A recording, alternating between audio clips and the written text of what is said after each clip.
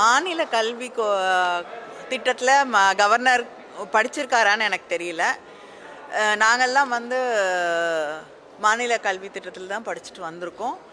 யாருக்கும் குறைந்தவர்கள் இல்லை. இன்றைக்கி உலகம் முழுவதும் இருக்கக்கூடிய பல நாடுகளில் இருக்கக்கூடிய டாக்டர்ஸாக இருக்கட்டும், என்ஜினியர்ஸாக இருக்கட்டும், எல்லாமே மாநில கல்வி திட்டத்தில் படிச்சுட்டு வந்தவங்க தான். அதனால் இன்னைக்கு இந்தியாவுக்கே வழிகாட்டியாக இருக்கக்கூடிய கல்வித்துறையில் இருக்கக்கூடிய மாநிலம் தமிழ்நாடு தான். அவங்க இன்னும் 30 வருஷம் பொறுத்து அச்சீவ் பண்ணணும்னு நினைக்கக்கூடிய ஹையர் எடுகேஷன் புள்ளி விவரங்களை இன்னைக்கே அதை தாண்டி அச்சீவ் பண்ணியிருக்கக்கூடிய மாநிலம் தமிழ்நாடு. அதனால் நமக்கு யாரும் பாடம் எடுக்க வேண்டிய அவசியம் இல்லைன்னு நினைக்கிறேன்.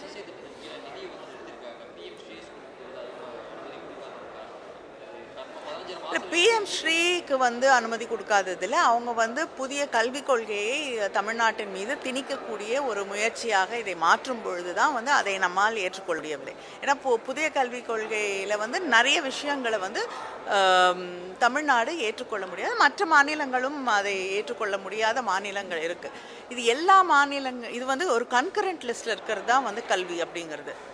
பொதுப்பட்டியலில் இருக்கக்கூடிய ஒரு விஷயத்தை ஒன்றிய அரசாங்கம் தன்னிச்சையாக மற்றவர்கள் மீது தன்னுடைய கருத்துக்களை திணிக்க பயன்படுத்தி கொண்டு நியாயமாக நமக்கு எஸ்எஸ்ஏ வேற ஒரு கம்ப்ளீட்டாக வேற ஒரு ஸ்கீம், இந்த பிஎம் ஸ்ரீங்கிறது வேற ஒரு ஸ்கீம். இது ரெண்டையும் சேர்த்து கிட்டத்தட்ட ஒரு கழுத்தில் கத்தியை வச்சுட்டு நீங்கள் இப்படி இதை ஏற்றுக்கொண்டால்தான் நான் அதை அந்த நிதியை தர முடியும் என்பது நிச்சயமாக நியாயமில்லாத ஒன்று.